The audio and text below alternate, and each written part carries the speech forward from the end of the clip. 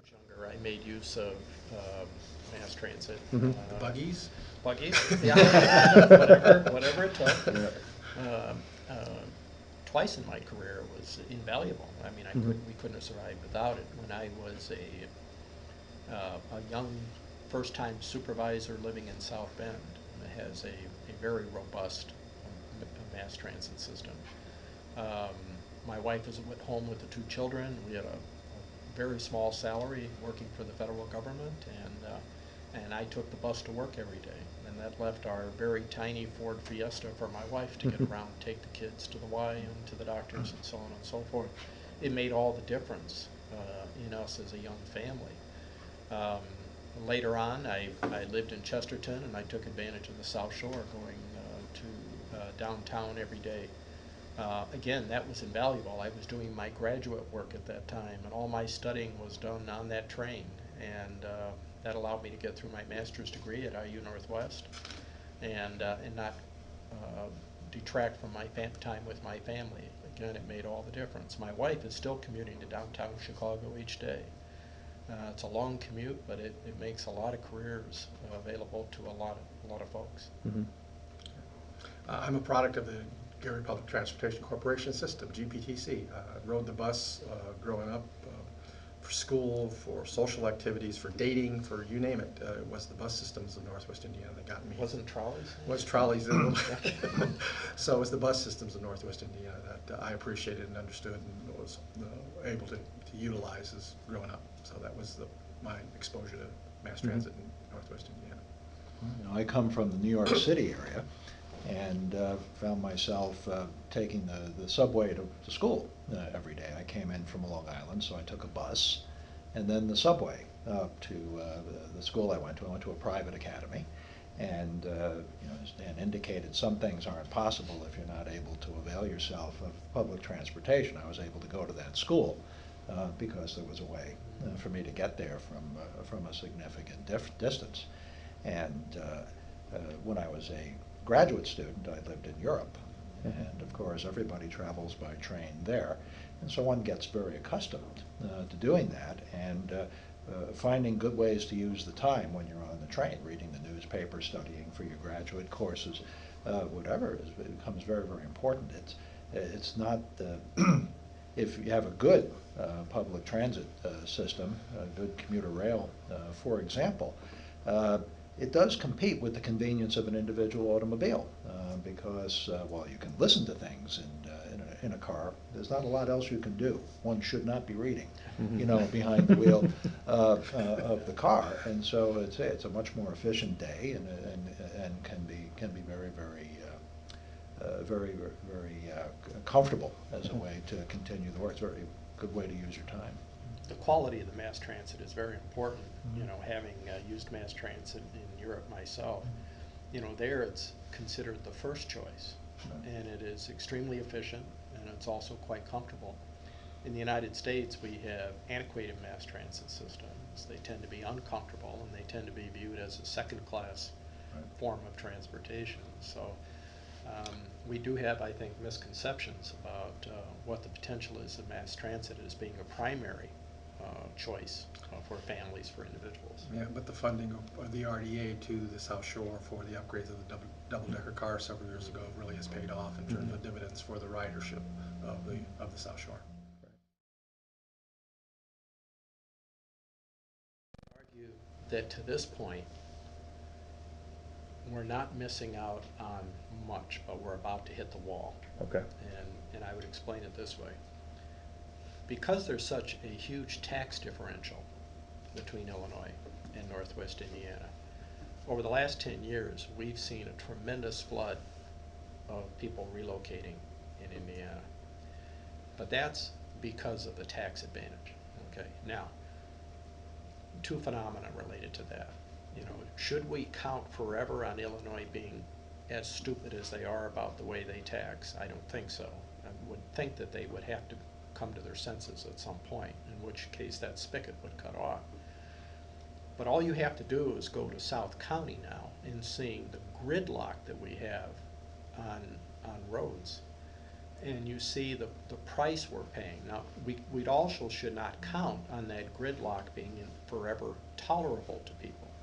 And we're very close, I think, to a tipping point if you're coming from Winfield, if you're coming from Lowell, if you're coming from a lot of other locations, if you're coming from Crown Point, where I have to travel north each day. We've hit the point where the gridlock's getting to the point where, again, it's going to be so uncomfortable to make that long commute into the city or to the north of the county. It's going to be so uncomfortable that, again, the spigot is going to be cut off. So economically, in terms of people moving here, our challenges have been masked by the tax differential between the two areas. We've had a bit of a windfall because of that tax differential, but that we cannot expect that that's going to last. And it's become so intolerable in the south end of the county that we need to do something about it. And even with that, if you look at the demography of Northwest Indiana, it has had a minimal, if any, effect on the age structure. Mm-hmm. In other words, we continue to age rapidly, right. Even with some of that in-migration. And there has to be something else that is attractive to not only maintain that kind of transition, but also how do you attract and retain younger people. It'd be the example of New York City once again, and I can use my daughter as an example, who grew up in Oak Park in the Chicago area, but went to college in the New York City area, and found that in Manhattan at NYU, and found that the only way she could have an apartment was to move to Brooklyn, my ancestral homeland. And of course was part of a tremendous migration of younger people in their 20s, and this goes back a dozen years now, who were moving to Brooklyn as a way to stay proximate to an important metropolitan area, but do it somehow in an affordable way. And of course, she never owned a car because you could walk down the street to a subway to get back to Manhattan or really anywhere else in Brooklyn. And so being able to appeal to a younger demographic proximate to not only employment, but the cultural and other kind of entertainment opportunities that they look for would be something that would enhance the attractiveness of Northwest Indiana as an affordable place to live and perhaps launch one's adult life. Couldn't agree more, Chancellor. I have two 33-year-old daughters, twins, who reside in San Diego because they didn't see the opportunities for them here in Northwest Indiana. They thought that there was better opportunities, better choices for them in San Diego. While it's a good place to go visit, you can't fill the void of their absence several times a year. Having them close by would be much better. And I think the point to be made on this one is that the younger generations, the 20s, the 30s, and the 40-year-olds who we're building this rail for need to start envisioning what that's going to be in their lifetime and what that's going to mean to their children and their grandchildren. That's where the turn has to be. That's where the focus needs to come from. Our younger leaders of the community need to understand that the development that we're talking about today is for them and their future. And their voice needs to be heard on this very important issue to them. And it's all about understanding that the dynamic of the region, our economic engine isn't Indianapolis. Our economic engine is Chicago. And we need to embrace that, work that, and get that into our mindset of how we embrace Chicago and how it helps create the economy for Northwest. We also have to think about transit-oriented development right here in Northwest Absolutely. Indiana too. Absolutely. That it has been proven that if you build it, they will come. And that you're going to see commercial development's going to follow housing development, and they're going to be mutually supportive of each other. Where does that end up? Well, all you can have to do is look at some of the suburbs in Chicago, like Naperville, and see the quality of life that they enjoy there. They're feeding off of Chicago in many respects, but it's also an independent, fully self-supportive community at the same time. And so, but you got to have the infrastructure in place in order to do that. And those developments show up actually rather quickly in the Twin Cities, where I was for a number of years.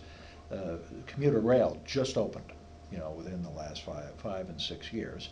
ridership exceeded expectations, but also economic and residential development along the rail lines was also, and this is a pattern that one finds internationally with commuter rail. That house prices went up, residential development or redevelopment to take advantage of folks who wanted to use the rail took off. And of course it is an encouragement to start businesses because people are there, but also it is a way to get employees to those businesses.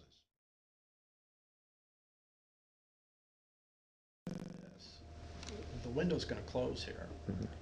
You can't look at what's been happening in the federal government over the course of the last 6 years and think anything but that the financial spigot is going to get tighter and tighter and tighter. There's no question that lacking substantial reform, healthcare costs and Social Security are going to squeeze out other discretionary spending, and that includes federal funding for that as well. There's an urgency here to get this thing going. Yeah, I got to thank our congressman for hanging on as long as he's hung on to this.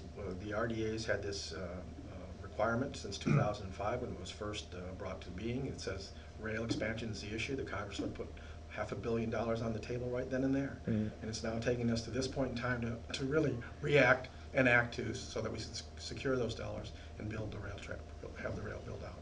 So I couldn't agree more with Dan. The window is closing on this. The congressman has made it a generational imperative that this gets done, and so I couldn't agree more with that statement. And I think that's one of the more interesting and compelling parts of his argument is not only the population that might stay, in Northwest Indiana, but the population that might be attracted here, and that stronger integration with the Chicago area. We run universities, and we can see the possibilities, particularly for young professionals in our graduate programs. That they would find that very convenient, a good place to live, a good higher education infrastructure that's available, that can put the demographic future of the region on a very, very different footing. Which is usually associated with the kind of economic growth and quality of life that we're all really looking for.